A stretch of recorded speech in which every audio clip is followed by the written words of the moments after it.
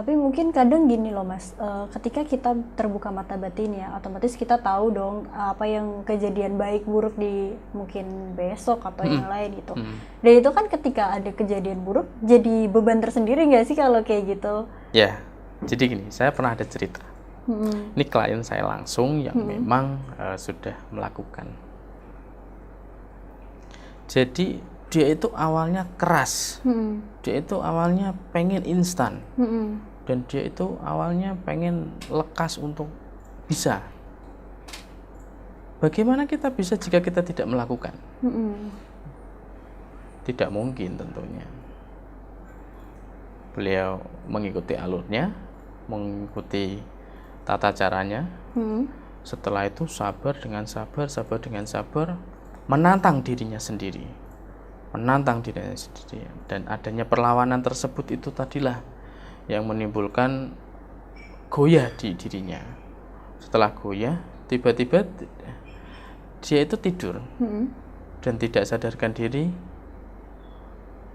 Setelah dia tidur tidak sadarkan diri, tiba-tiba dia itu di belakang rumah.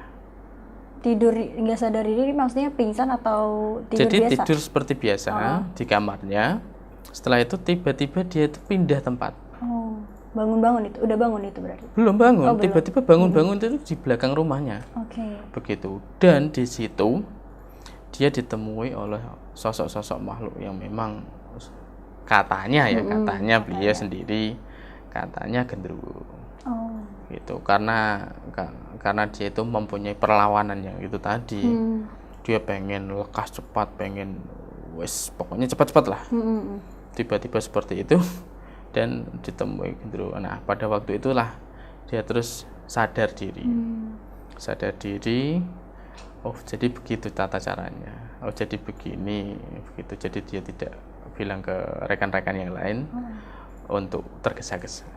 Oke, maksudnya gini, genderuwonya itu tadi ngapain? Hanya melihat saja. Melihat saja. Dia melihat doang gitu. Iya. Terus tiba-tiba dia tersadar diri. Iya. Karena itu artinya mata batinnya terbuka. Betul. Oh gitu. Gitu. Nah. Itu maksudnya gini, tadi kan dia di belakang rumah. Apa itu dia bangun tidur tiba-tiba dia melihat atau dia dalam mimpinya? Jadi gini Mbak, terkadang orang kan kalau tidur, apa istilahnya itu? Jika tidur ngelindur, ngelindur ya, gitu ya. Ngelindur ya. Terus dia itu jalan sendiri, entah kemana arahnya. Tiba-tiba bangun di belakang. Begitu. Nah, tiba-tiba dia itu ngelindur. Mungkin karena hatinya itu tadi sangat amarahnya luar biasa. Padahal justru jika mata batin kan tidak boleh seperti itu. Jadi tenang hatinya, santai, tenang, dilakukan dengan waktu yang memang nyaman, dilakukan dengan senyaman-nyaman mungkin untuk melakukan meditasi ataupun langkah mata batin tersebut. Dia sangat keras, dia sangat temperamental mungkin. Terus dia ngelintur. Tiba-tiba tidak tahu-tahu dia di belakang. Dan itu cerita asli cerita betul-betul dari orang tersebut. Begitu. Dan saya pun ketawa pada ceritanya seperti itu. Makanya batin saya begini. Makanya kalau orang ingin belajar itu yang memang harus ada tuntunannya, sabar gitu. Tentunya.